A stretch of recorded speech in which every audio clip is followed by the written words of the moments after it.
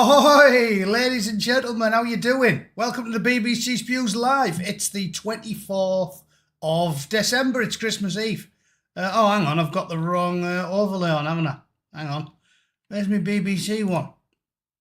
There we go, easy does it. This is the most festive. I've got a Christmas jumper somewhere, a Starlink one, but I've lost it, so I have no idea where that is.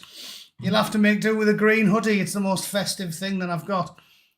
In more festive news, I have also got a bottle of Sammy Smith's Winter Ale, so that's pretty festive, isn't it? Now they look after me, the family, and I've even got an English bottle opener that looks like a telephone box, so that's good, isn't it? How's everyone doing? Let's have a quick look who's in. Crikey, 228 already? You sad bastards, I'd be out partying when I was a young thruster back in the UK. Christmas Eve was the best piss up going. Anyway, who's in? Louise Owen's in. All right, Jason Lane now then. Who else important's in? Ragnar, thanks for moderating as usual. John Hunter now then.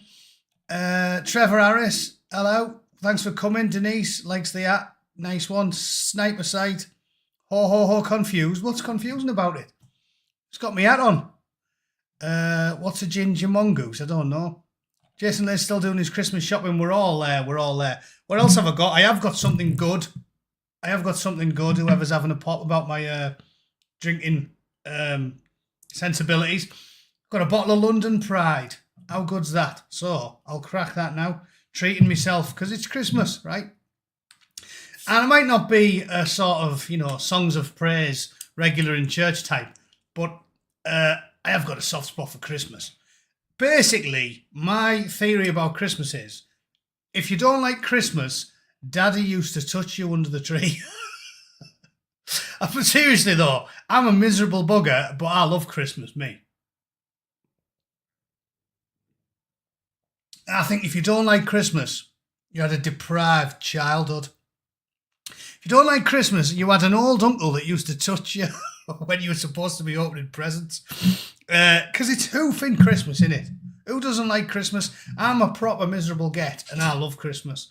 Have you noticed I'm trying to moderate my swearing as well? I'm thinking if I can keep this PG for the children, if you're all sat at home on Christmas Eve, watching the telly and having a drink. Although, no, I've already talked. I've ruined it already. I've already talked about you getting diddled by Uncle under the tree. So I've ruined it already. Ah, well, you can't have everything. I tried. I suppose old habits die hard. Old habits die hard? Do you say that? I don't know. My habits die hard. Oh, yeah, look what else I've got. I was opening this today. One of my employees got me a painting. How good's that? I'm sure people from the borough will appreciate that. Isn't that good? I was well touched by that. Not touched under the tree, just, slightly emotionally pleased. Good that, innit? I was impressed that he got the right stadium as well, because generally, I don't tell people I'm from Middlesbrough. I normally tell, whenever Americans ask me if I'm Irish or Scottish or something, I say, no, I'm from England, but I'm northern, so it's closer to Scotland. They always say the closest big city is Newcastle. So I was quite pleased that he knew. Who asked if it's a train station? That is the Riverside Stadium in Middlesbrough. It used to be the Cellnet Riverside Stadium, didn't it, when we were young'uns? It's a good painting though. And I was quite touched by that. Lol, thought it was a train station. It's a stadium. I do think though, I don't know if it's a bit of artistic license, but if you look there, certainly unless it's changed in the last few years, there's a lot of greenery there. And I'm pretty sure that the Riverside Stadium doesn't have that much nice greenery around it. I'm pretty sure it's just got like car parks around it. There was there's an ugly sculpture as well, like a big circular thing with like a net on it, which I have no idea what it's supposed to be. But yeah. Okay, you can see what it is now. I live in Scotland and I'm telling everyone I'm doing missionary work. Trying to civilise the Scots. Yeah, it's hard work, that. It's hard work. Stu's got me a pint. Cheers, Stu. Happy Christmas.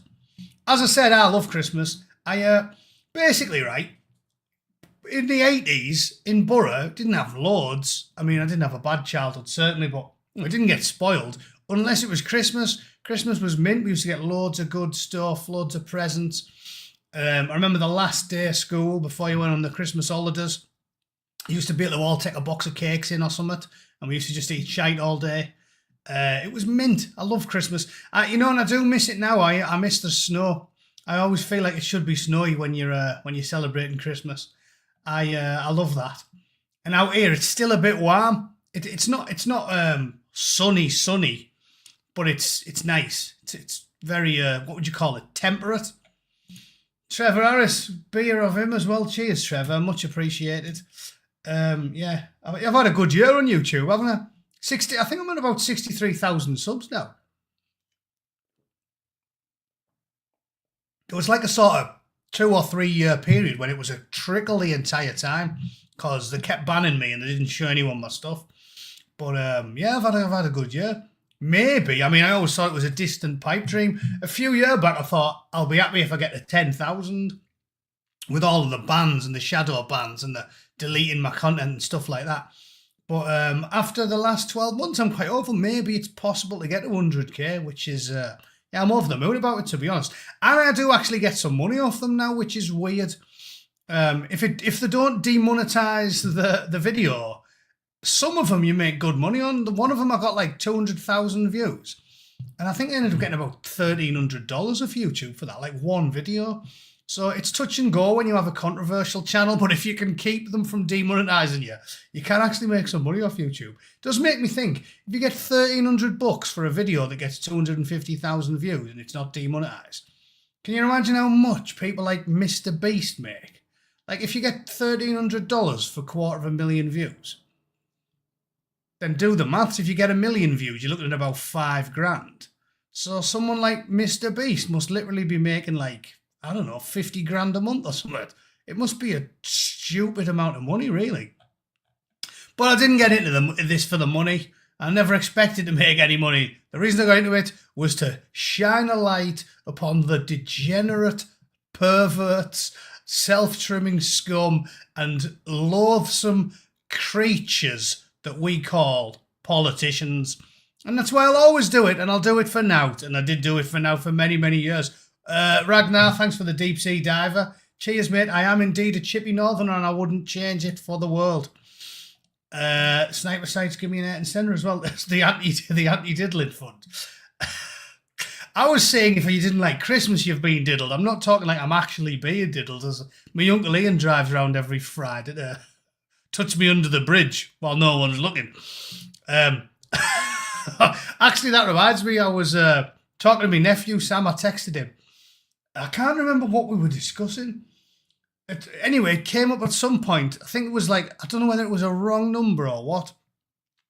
But he misinterpreted what I said and said, what, are you on about shagging Uncle Ian? And I was like, no. But if I had to shag one of my uncles, I'd pick Uncle Ian over Uncle Richard. And he said, you should tell him, he'd probably be flattered. Because obviously I've got two. And yeah, Ian's the more sort of jocular of the two. I feel like if I was gonna get rattled by a relative, I'd at least pick one who could, make me laugh. Don't know why I'm talking about that. I'm definitely not going to be able to keep this PG-13 now. We've gone from getting diddled by an uncle under the Christmas tree to incest. Anyway, I did my best. Thanks for the tenner, Sniper Sight. That was your fault. John Hunter, give me a fiver as well. Much appreciated, mate. Wow, Jason, they're going to be 20 nicker. Everyone's generous at Christmas. Thanks very much. I'll buy me a crate, that. Or I think out here, I think you'll get 6 bottles of London Pride for about $16.99 or something. So cheers for that. Me Nana always used to treat the bin men. I've joked about this with my mother-in-law. Told her my Nana used to always tip the bin men, and she said to me, if you give the bin men a crate of beer at Christmas time, they'll give you anything. They'll do out for you. If you give and certainly in the borough, you could save yourself a fortune from going to the tip, because honestly, my Nana used to give them a crate of beer every year, and they'd take anything.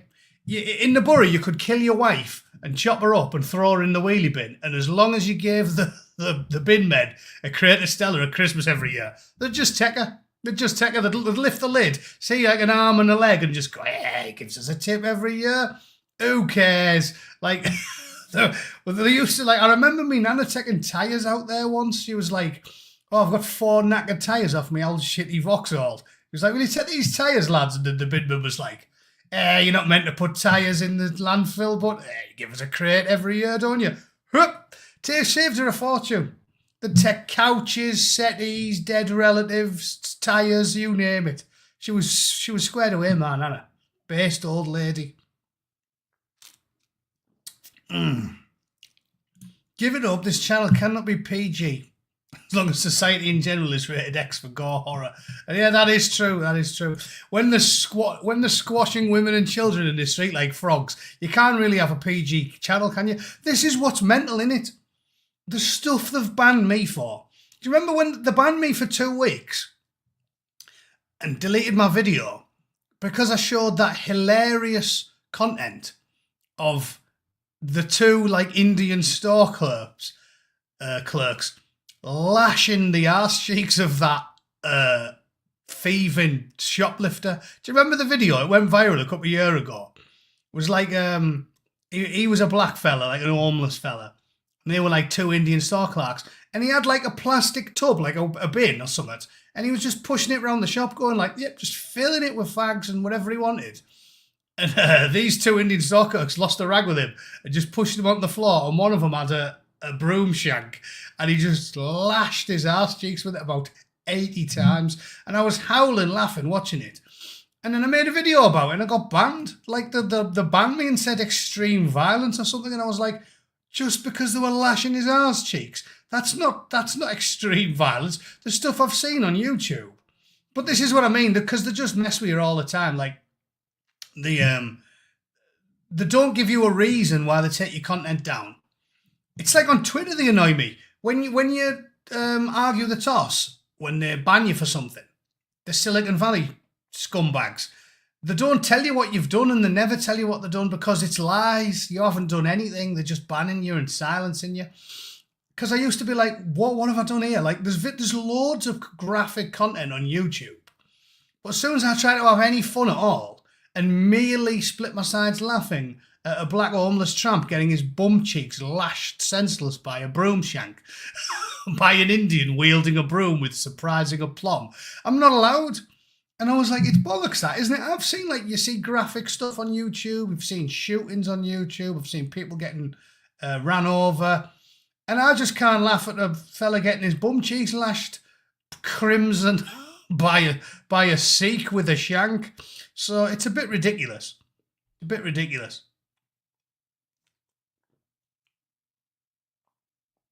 Oh, that's lovely, that. I think one of the things I miss most from back home is the beer. Actually reminds me, I was walking through the aircraft hangar at work a few months ago. One of the lads, Darwin, he's a really sound lad. He shouts to me, I guess they were talking about booze or pubs or whatever. And he shouted to me, "Hey, Matty, is it true the beer's better in England? Because I've told everyone at work, the food's better in America. It is. I don't want to disappoint any Brits who are labouring under the delusion that it's all just like lies, like a nonsense stereotype. The food's better in America. The Italian food's better. The pizza and the pasta's better. The Japanese food's way better. The native stuff's better because they grow it all out here, especially in California. Avocados and tomatoes and chilies and peppers and all that shit. It's all grown around here. It's sort of really good. I'm not like a pink or commie organic bollocks, but it is better if it's close to your house, innit? For example, the eggs are better in the UK. And my mother-in-law noticed when I took her to McDonald's in England, she ate a sausage and egg McMuffin and she was like, that was the best egg McMuffin I've ever had. I'm going to write an angry letter to them when I get back to California. And I was like, oh yeah, I can see that. I can see that going down well. I'd love to be a fly on the wall in the boardroom. You know, there's all these old fat CEOs at McDonald's and they're like, look at this, lads, we've got an angry letter off this silly mayor telling us that the eggs aren't as good. But the eggs were better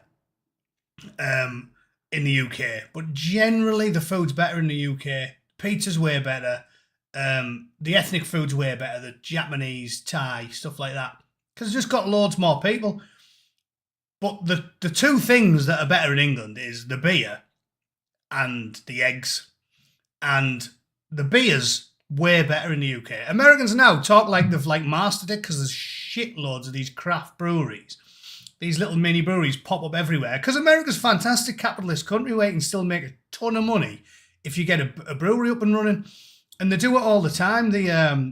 Everyone wants to set up a little brewery because if you set it up and you make good money, the big boys come in and buy it off you. And obviously that's my hobby's drinking. Like whenever I get time off work, I go boozing somewhere. And I must have been to hundreds of them.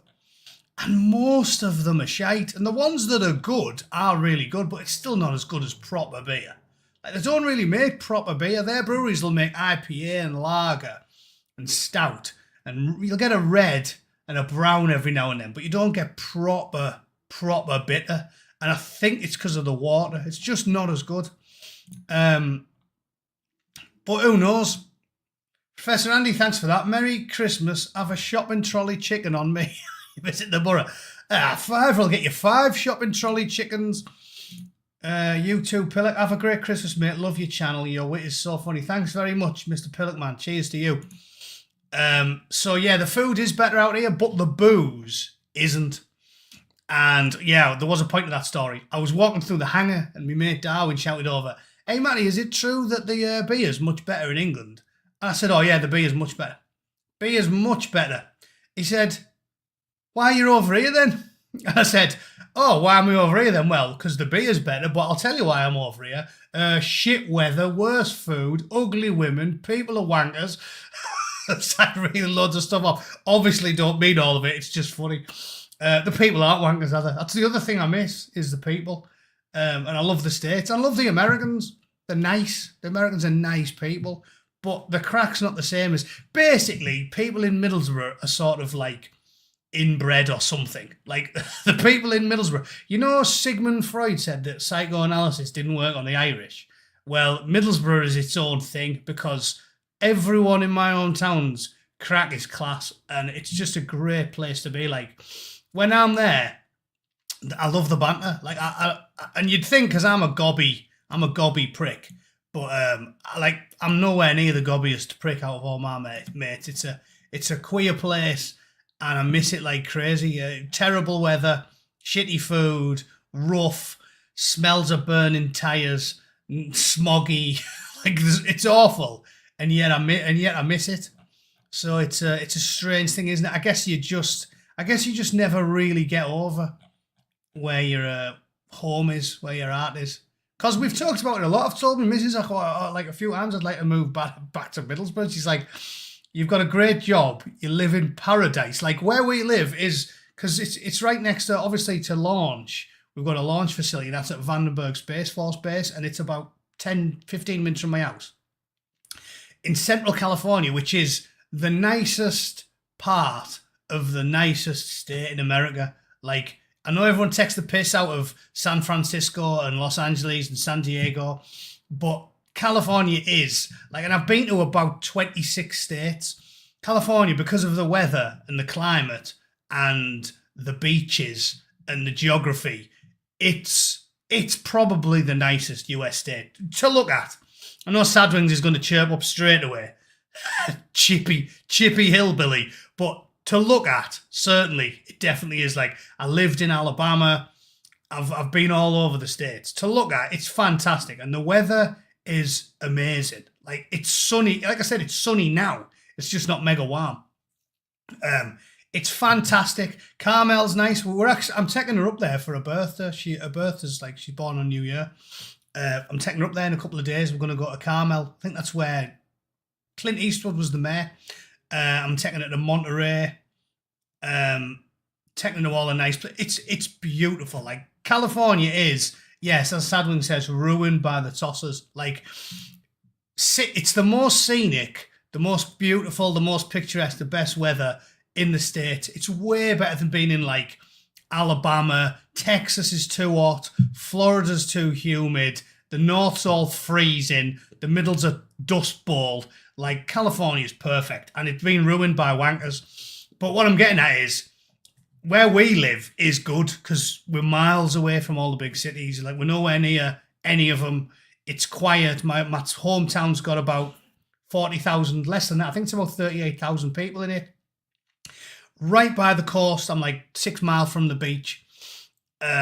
Perfect weather. It's fantastic. And I still say, yeah, but I'd like to move back to Middlesbrough. And even I know I sound mentally ill. Like, there's no way. Like, I've told me dad and my brother about it. Like, I've been like, I think once I've done a couple more years at work, I'll be able to retire because, you know, you make a lot of money because you work 60 hours a week. I was like, I think I'll be able to retire and I think I'd go back to Middlesbrough and then I could just do YouTube full time and I'll be able to get by. Like, you know, I have very, very Spartan tastes, so I don't need much money. And I think with all my stock and everything else I've got from working there, I'll be able to knock it on the head well early if I live, you know, frugally. And I was thinking I could just come back to Borough. Like if we sold our house in California and then went back to Middlesbrough, I think I'd have enough that would be quite comfortable. And my dad was like, yeah, but it's Middlesbrough. Like, there's a reason the property's cheap in Middlesbrough. I remember talking to someone out here who's just moved and they were like, it's so expensive to get a house out here. Like, our house out here was 630 grand or something. And it's just a shitty normal house. Like, it's not big. And that was cheap for California because we're kind of in the middle of nowhere, just near the military base.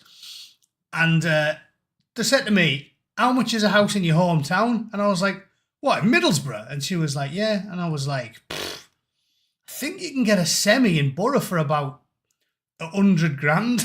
And she was like, 100 grand for a house? She was like, oh, I'll definitely have to move out there. I was like, yeah. There's a reason why it's 100 grand. There's a reason why Santa Barbara, just down the road, it's probably the nicest place to go out on the piss within an hour of where I live. Santa Barbara compared to here, the house prices are double. Like if you want a little shitty house in Santa Barbara, you need $1.5 million. And the reason it's cost that much is because it's proper nice. Like Santa Barbara is fantastic. But the Americans segregate by money, don't they? And they do, and this is why all the lefty wankers who live in places like Martha's Vineyard are looking after number one. Because they're shameless about it, the Americans. Like, they take over all the nicest areas and they're all well expensive and there's no scum there. And then you're poor and you live in a shithole. And when you complain about it, they go, yeah. And what are you being bigoted for? It's like, yeah, you don't care because none of this affects you. And you know this is true. It's not just hyperbole coming from me because when they bust them all up to Martha's Vineyard, they were there 24 hours, weren't they? Do you remember? And then all the middle-class arseholes were like crying, putting them on the bus, giving them the packed lunches and going, oh, they're going to live on forever in our hearts. Get on the bus. Oh, we're going to miss you. Get on the bus. Like, they couldn't get rid of them fast enough. So the hypocrisy of them irritates the shit out of me as well. But it is what it is, isn't it? Dixie Dean, now then, Dixie, British Army veteran, Scouser from the King's Regiment. See, I told you, Dixie, only 40% of Scousers are communists. But I'm not a collectivist. I take the piss out of Scousers and Cockneys and Jocks and Irish and Welsh and everybody else, Geordies, Mackhams, Monkey Hangers. It's what British people do, right? Banter. But at no point do I mean all of them. And Scousers are my favourite example because there's more commie, gibbering shit for brains in Liverpool than probably any city in the UK. And yet, the ones I met in the Corps, there was loads in the Corps, some of the best lads you'll meet. So here's to the Scousers who put up with my shit, because I have took the piss out of the Scousers for a very long time. I've even made a couple of videos specifically mocking the Scousers, because 40% of them are gibbering shit for brains communists. But it's only 40% of them. So Dixie, cheers, mate. I don't take it personally when I inevitably rip the piss out of your countrymen, citymen in the next 12 months. All right, cheers, mate. James Martinez sent me a sticker of a panda getting his head down. Don't know why, but thanks, James. Much appreciated. And Merry Christmas from Willie in Cords Lakes, Arizona. There's another state that's not as good as California, Arizona. I've been to Arizona a few times. Went out on the lash in Flagstaff. Went to, where else did I go? What's the capital? I've been a few times. It's a dust bowl. It's not a bad place to live. Nice sunny weather, but it's a bit dusty in Arizona. I think I prefer California, even though it's full of wankers. Let's have a look at some more chats. You could buy Middlesbrough. I did tell him that, yeah. When that last said, how much is the house? 100 grand? And I was like, yeah. He said, Christ, the average house round here is like 700,000. I was like, yeah. For 700,000, you could buy 2 streets. If you took 700,000 to Middlesbrough, they'd probably make you the mayor. You'd be in charge of the entire town by the end of the year. But it is weird. I think that quite a lot.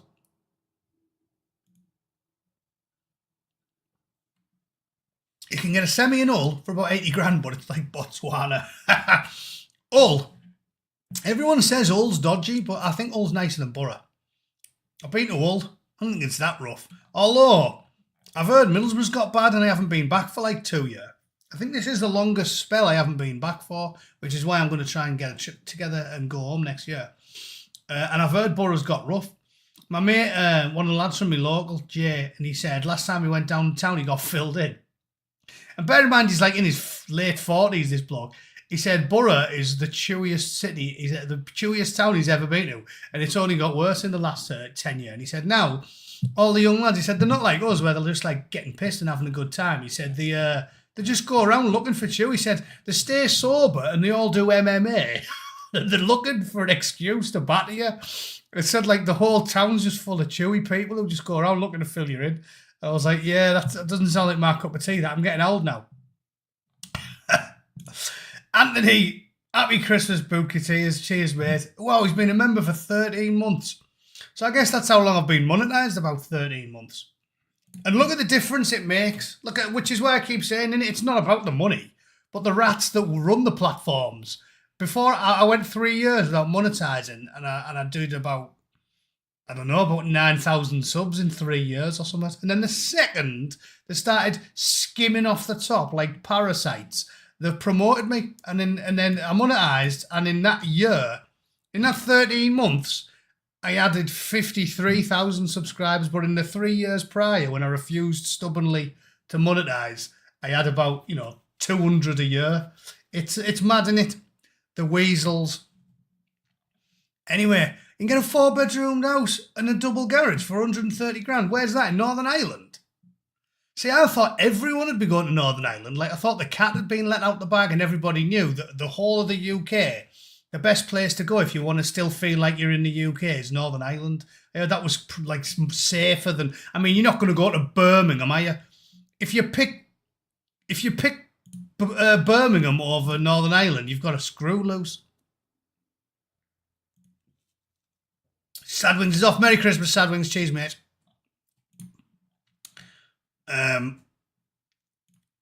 Chubby Brown's going to Royston Vasey to take your ad back. That's his real name, Royston Vasey. You do have to speed read the chats. When there's a lot in it, goes fast, doesn't it? 3-bedroom semi, 270k. Where's that? See, that's quite expensive, isn't it? For a 3-bedroom semi. As I said, I've been gone a while, so I don't know. They are coming. I hear more English accents every week. Oh, I bet you do. I bet you do. See, my dad used to say this 10 years ago. He said all the Cockneys were moving to Borough. He said, like, he dropped the kid off at primary school, my brother's son. And he said he'd be there dropping Chuck off. And he'd hear Cockneys. And he'd be like, you never used to hear Cockneys round here. And that's what they're doing at the wankers. They wreck everywhere. And then they move. They go from, like, in California, they wreck Los Angeles. And then they move to Texas. And in the UK, they wreck London. And then they move up north, the northeast, where it wasn't full of umbongo, di drinky dindy congo. It wasn't full of that. And now it is. They do it on purpose, the wankers. You've got to have a pop, really, haven't you? Hey, Dixie's become a member. Get in. That is what I encourage. Like I said, it's not about the money, ladies and gents. When I have a live back home, I'll buy all the drink. It's not about the money. It's if you've got members, YouTube leave you alone because they can skim off the top, and it's only like £3 or, in fact, it's less than that, and isn't it $3? It's about £2.50 a month. But when they see that number, they must just something in their head because they're just parasites and they're obsessed with money. They must see it and go, oh, well, we'll leave them alone then. Because it's only since I started getting members on the channel that they stopped deleting my content, stopped banning me, and actually responded to my emails when I said, hang on, all I was doing was laughing at a Sikh lashing someone's buttocks with a broom shank. Why did you ban me? So that's why it's important. Thanks for that. Join it up. Cheers, mate. That's better than getting me a pint. Join the channel. It really does help. Crikey, there's too many in the chat. It's going too fast. I can't keep up now. Who's she? Who are we talking about here? Emma Frew. Who's she? Who are we on about here? I think it goes too quick. Jesus endorses this message. Cockneys. No, honestly, there's Cockneys up not in the northeast now. I mean, my dad said he was dropping a lad off at school and he's like, fucking hell, gaff now. Like, they're all there. He's like, the wankers. And my dad swears, we told everyone that Middlesbrough was rougher than it is because it was all part of the plan to stop Cockneys moving there.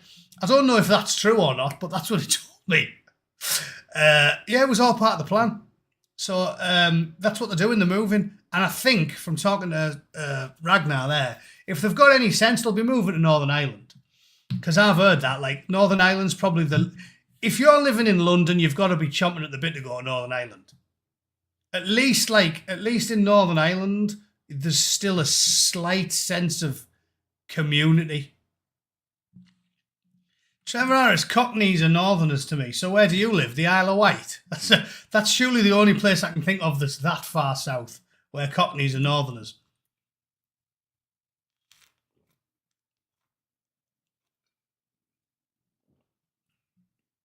Your Cockney mate Abdul moved up. What, a Saltburn? Yeah, Saltburn. I don't like Saltburn. You know the weird thing about Saltburn? Loads of you won't know this. Saltburn is just a shitty little seaside town in the northeast of England, but for some reason, it's like trendy. Like when you go out in Saltburn, the people there have got like some weird complex. And it's one of the pokiest little towns you'll ever see. And yet, they're into yoga and chai lattes. And they all, like, listen to hipster music. And they all go surfing. And it's the most, like, pretentious shithole I've ever been to. It's so weird. I'm assuming Codhead Dave drinks in the Conservative Club. Because that's where I used to go. Whenever I used to visit Muzzy, my mate who lives in Saltburn, we used to go to the Conservative Club and hang out in there. And it was quite good. It was all right. But it's a weird town, Saltburn. Pretentious hipsters in Saltburn is beyond, like... It's like being a pretentious hipster in the worst council estate in Hartlepool. It makes no sense. It flies in the face of logic. But that's what's gone on in Saltburn. Never understood it. Never understood it. They're stacking evidence. I'm going to turn you into the plod when you get back. Grab an Aventius Christmas beer. Aventius I've never heard of, but I'll check it out, Sadwings. Cheers. Now, they're not. I've told you my plan. My plan's foolproof, right? This could cause an international incident. I was telling my missus, I hope they nick me. Because first of all, I'm clever enough to have never done anything. And I mean, obviously, I don't support or incite anything dodgy. My motto has always been, if you're going on protests and acting up in the street, you're a sad bastard. What you should be doing is having a drink and watching out the pub window like me and laughing at the world. Because if you don't laugh and you take life too seriously, you'll end up having a stroke, having a meltdown and going mental with a meat cleaver in the Houses of Parliament. You've got to laugh. My message has always been that don't kick off, just laugh. Laugh as the world burns around you. I'm an absurdist, and I think that's the way you deal with it, and it stops you getting pissed off. So I don't think they ever have done anything that anyone sane would call illegal. So there is that. I'd be able to combat anything I think they threw at me, and I'd never, ever dream of pleading guilty to anything, which has been my message to everyone that's been arrested. The poor buggers and pleading guilty is stuff that's ridiculous.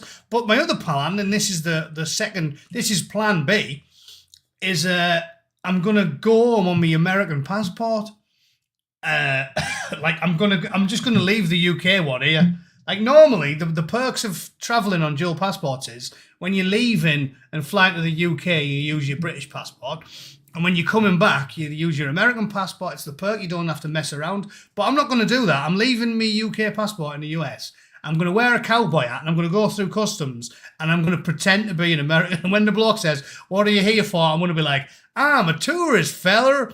And he'll go, okay, and have a nice chat. How's he going to know? Bloke checking my passport.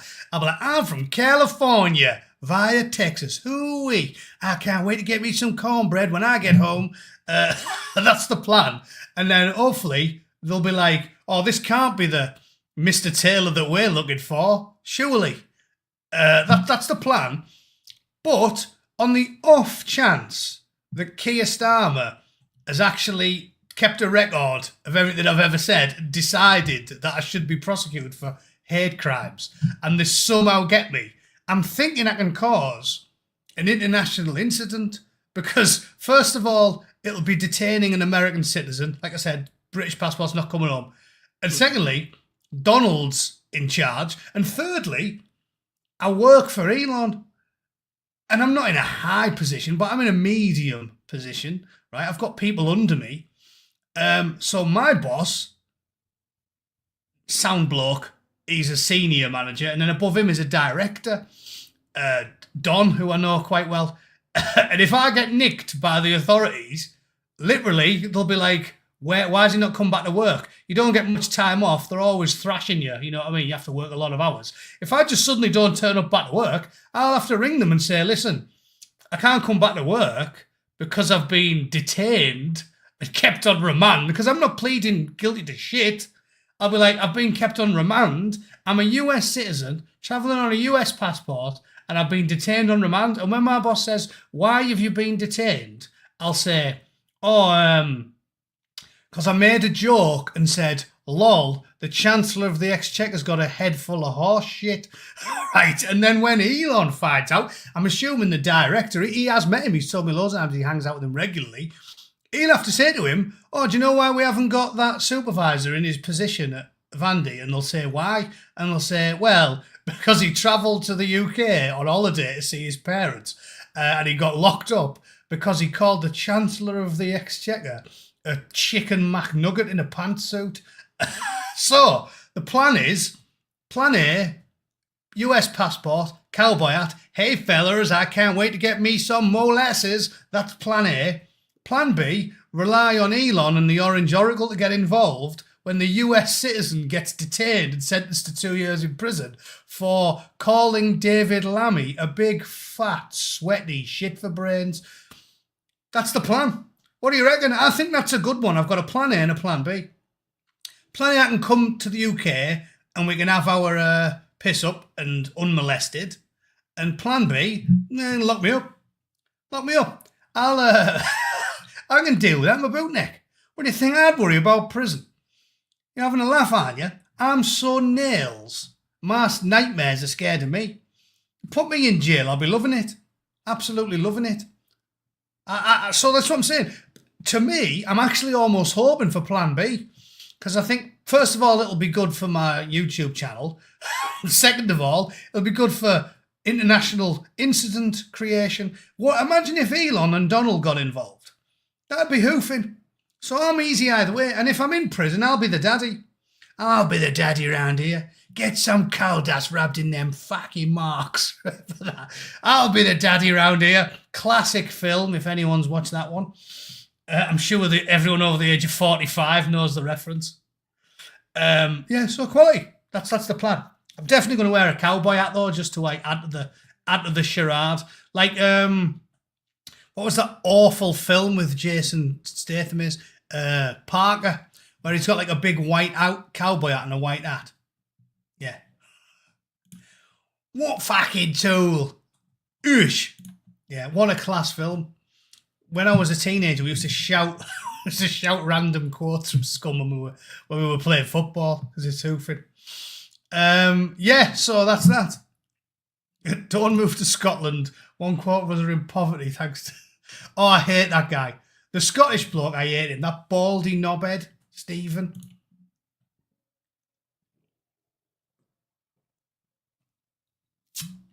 That was banging, that.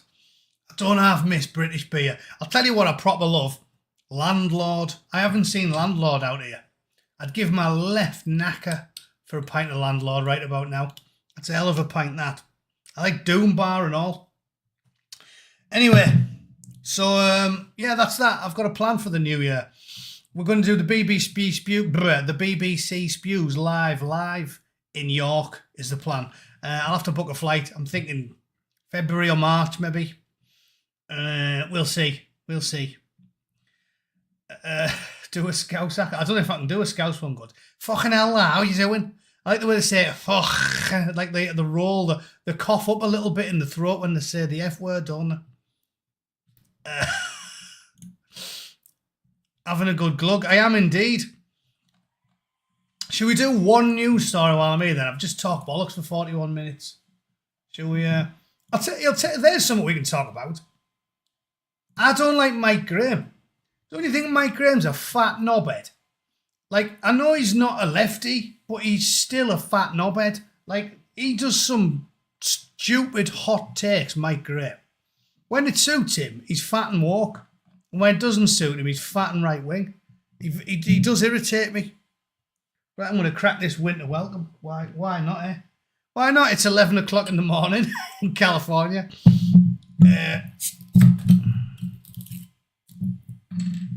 Cheers.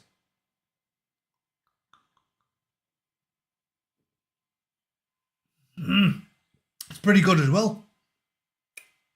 Proper beer, Sammy Smith's. That was one of my favourite breweries when I lived back home. My local was a Sammy Smith's. What the fuck is that? There it is. Sammy Smith's Winter Welcome. Not a very good camera, didn't sort of went blurry there, didn't it? Yorkshire's oldest brewery. You can get it at Bevmo out here.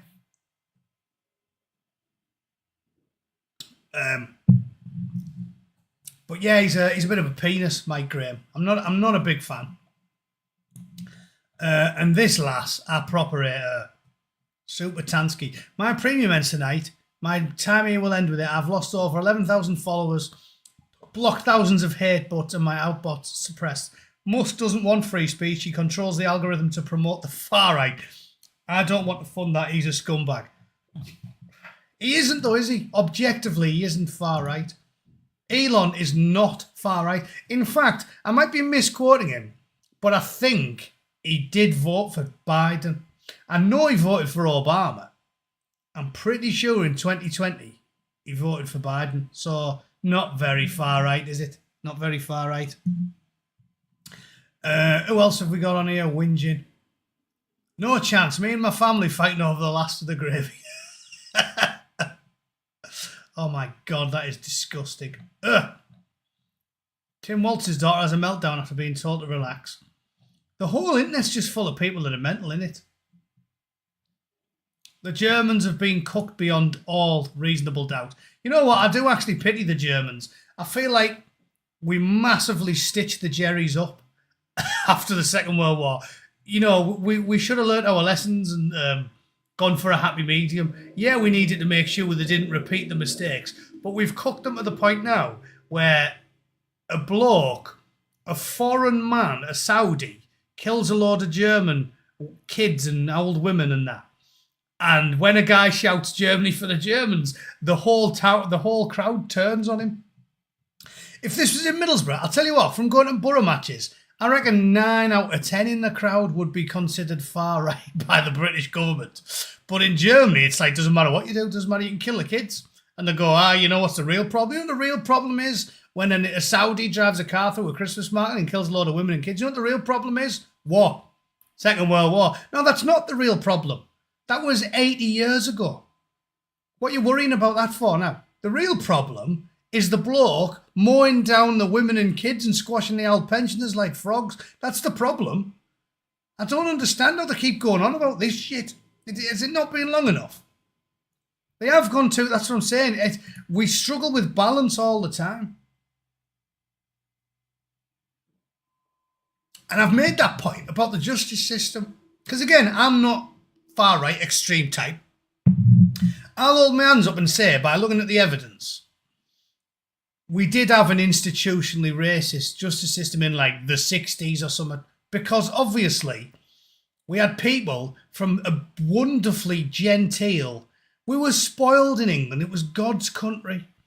No deserts, no earthquakes, no snakes, no scorpions. It's a wonderful country.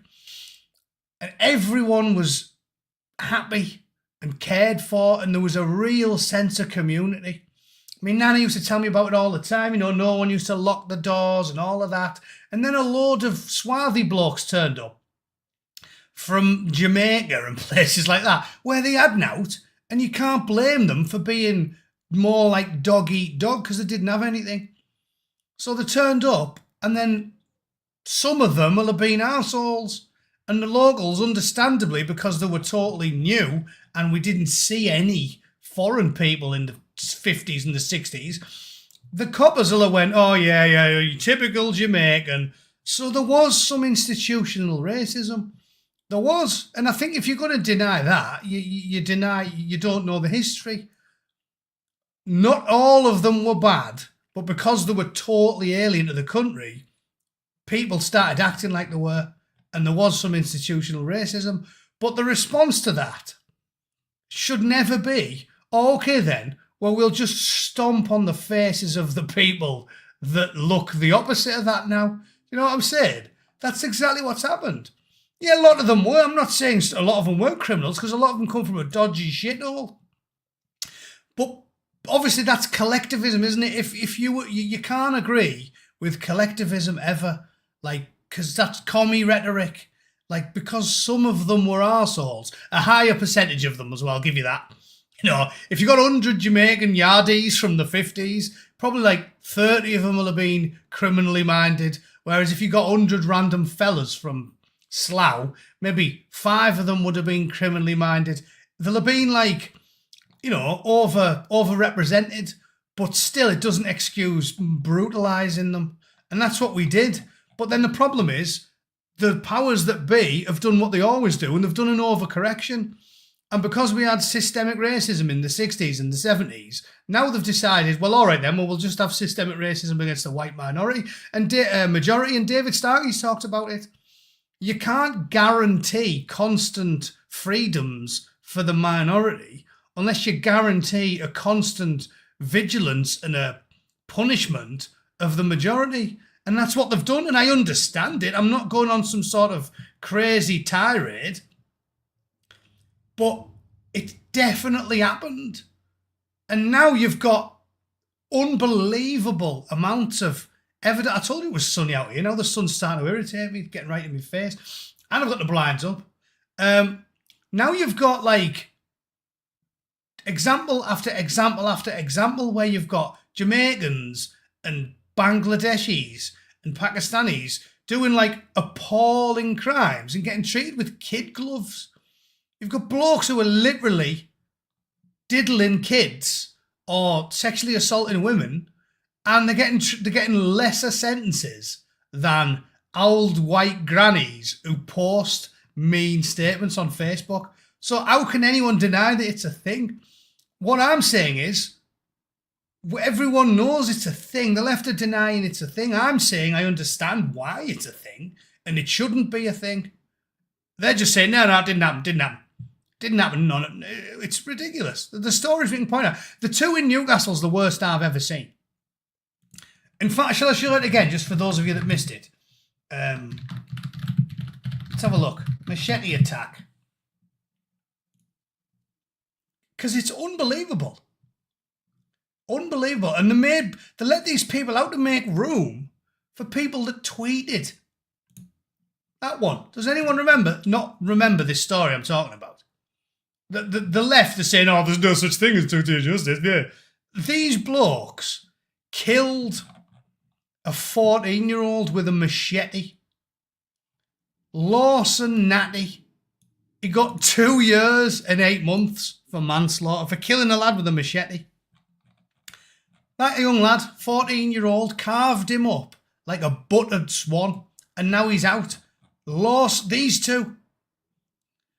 And they'll say, oh, there's no two-tier justice. If you carved up a 14-year-old with a machete, would you get out after 6 months? Just asking. And David Starkey and cleverer people than me have talked about this. Of course it's a thing. We know it's a thing. But, yeah, I mean, they only use big rusty meat cleavers. I mean, it's childish prank, isn't it? Carving someone up with a big rusty meat cleaver. Yeah, he's out. He didn't even do, I think he did 6 months, didn't he? Let's get the, what's the actual sentence?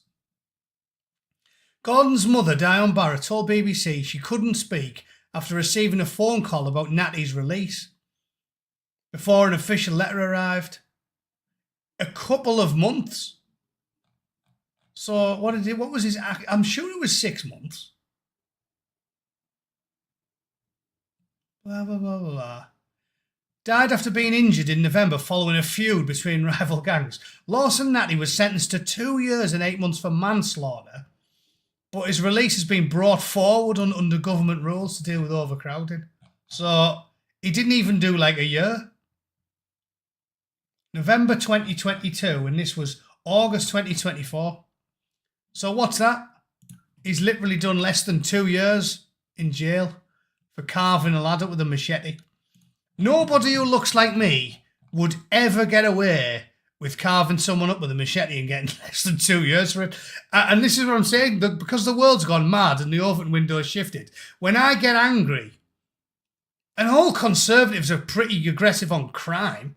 In the old days, when the world was sane, Democrats were quite aggressive on crime. Everybody was aggressive on crime. It wasn't a right versus left thing, was it? The far left were always pinkos going like, no way, man. Just like send him on a course, bro.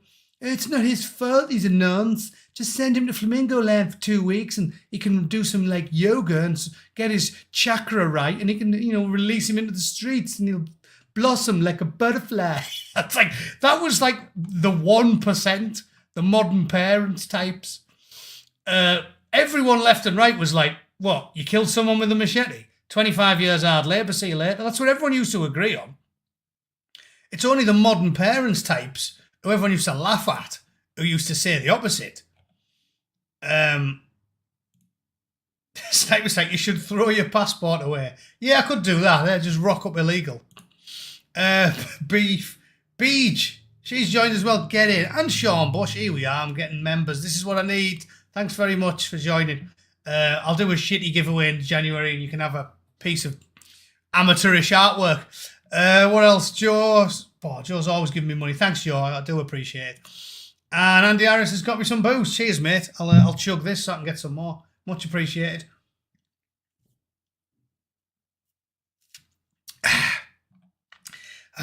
English beer, the best, innit?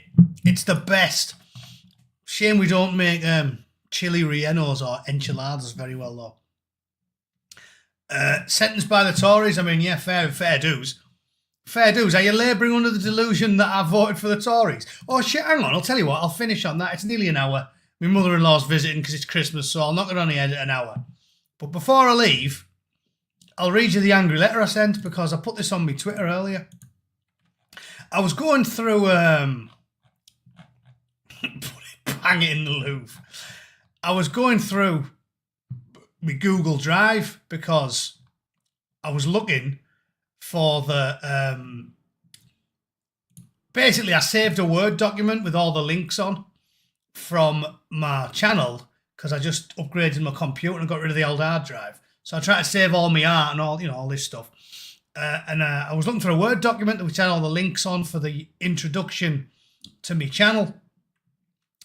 And I found, while I was looking for the Word document, the angry letter that I sent to Simon Clark. And I think this was the first ever angry letter I've ever sent. Like, only sad bastards write letters to politicians, don't they? I think this was the first time I ever sent an angry letter to a British politician. And I found it. And I thought I'd read you it because I was surprised how well written it was. I obviously must have spent a lot of time on it. Don't even remember doing it, not really. It was 4 years ago and I drink too much. But here it is.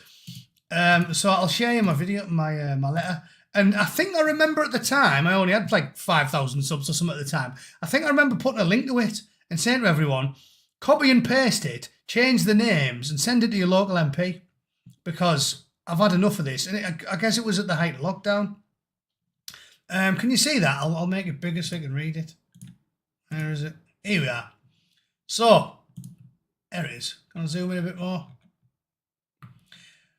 I said, obviously, I redacted my address for the public consumption.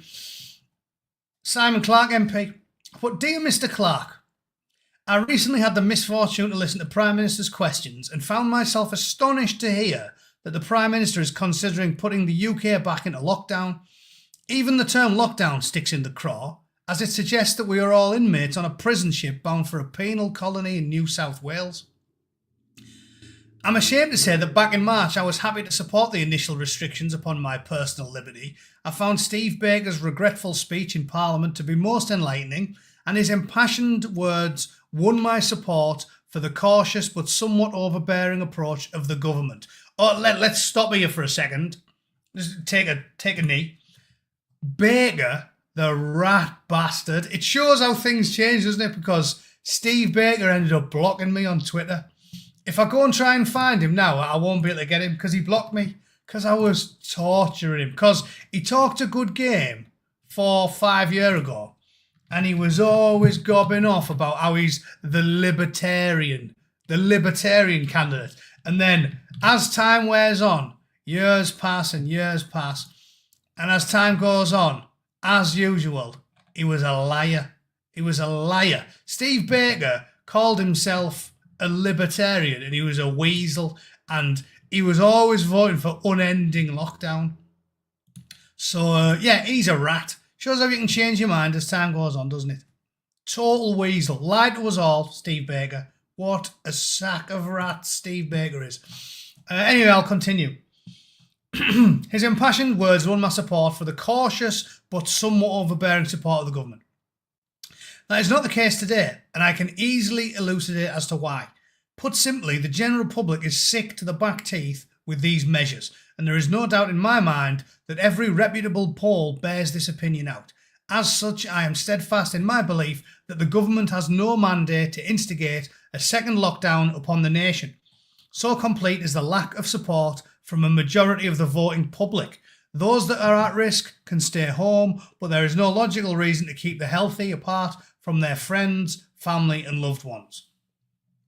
Moreover, we now have 6 months worth of recent and very relevant data to analyse. The coronavirus is not as dangerous as we first envisaged, and that is not merely an opinion, but is a demonstrable fact proven beyond doubt by recent figures. From Stockholm to Singapore to Stockton-on-Tees. Those without existing comorbidities are no more at risk from COVID-19 than H1N1 and other recent viral outbreaks, none of which resulted in illiberal and draconian measures that hamper the personal freedom of the public. You have an obligation to enact the will of the people you represent, and have completely run out of patience. If you do not unequivocally stand against the statists that wish to continue this charade, not only will I never vote Conservative again, but I will actively bend every spare moment I have to campaigning for another party. Gone are the days when I will vote for the least poor option, and if that means an equally authoritarian Labour Party retaking power, then so be it. And how prophetic was all of that? That was September 21st, 2020. I wrote that. And it all came true, didn't it? All of it. September 2020. I was like, I'll support you for a bit, but now you're taking the piss. And then he didn't. He supported more lockdowns. So I called Steve Baker a knobhead, and he deleted me or blocked me on Twitter. And then I called Simon Clarke a big, lanky, geggy, scrawny sack of shit, streak of piss, bag of bones, rat bastard. And he blocked me on Twitter. And then 5 years later, 4.5 years later, what have we got? We've got a Labour government. Exactly as planned. And I'm a man of my word. Stuck by it. Campaigned for anybody but the Conservatives and Labour. And it all came true. And the cherry on top, Simon Clarke lost his seat narrowly in the last general election. So, cheers. I hope I played some small part in nailing his coffin door shut. I hope Simon Clarke remembers that letter. And I hope Stephen Baker never talks to me again because he's a penis. Cheers. Right, that'll do, I think. That's an hour. You can have that for now, you twats. Thanks to everyone who joined the chat and joined the channel and bought me beer all year. We did have a fantastic 12 months now on the Angry Bootneck channel, and I do massively appreciate all you long-term viewers. I never thought I'd get anywhere near 60-odd thousand views, but subscribers, but here we are. So, thanks to you lot for helping. It's been a great year. I hope you've got some enjoyment out of my shite ramblings. It's been a good one. I really appreciate it. Thanks for everyone that joined. And I'll probably do, if I'm around, I'll do one for New Year's. I'm taking my missus to Monterey for a few days. Let me just check the calendar. But I'll be back. I think I'll be back for New Year's. I'll do one on New Year's Eve as well. So, it'll be early for me. So I can talk bollocks and you guys can all get pissed while you're watching it because it's an 8-hour time difference. All right. Have a fantastic Christmas. Enjoy some time with your loved ones. Have a good laugh, because ultimately, if you take all this shit too seriously, you'll do something daft, all right? Keep laughing. Keep your chins up. Have a fantastic 2025. With any luck, I'll see you all on New Year's Eve. And enjoy the festive period, all right? Enjoy yourselves. Get pissed and have a good time with your families. See you later. Take it easy. See you later.